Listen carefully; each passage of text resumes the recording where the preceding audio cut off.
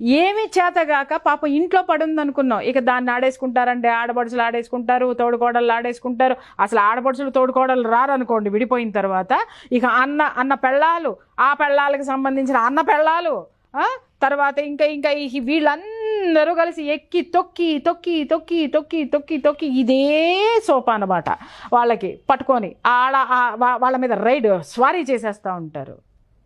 పాచి పని చేసుకున్న బతకండి, కానీ ఇలాంటి కుక్కల మధ్య మాత్రం బ్రతకండి.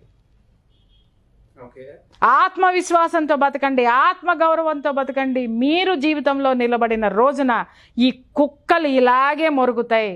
ఆ కుక్కలు మొరిగి మొరిగి రోడ్డు పక్కన కుక్క చావు చేస్తాయి. మీరు ఉన్నతంగా బతకలేకపోతే మీ బిడ్డల్ని కసి కొద్దీ పాచి పని చేసుకుని అయినా సరే ఉన్నతంగా పెంచండి, ఉన్నతమైనటువంటి స్థానంలో నిలబడండి. ఇలాంటి కుక్కల్ని పట్టించుకోకండి.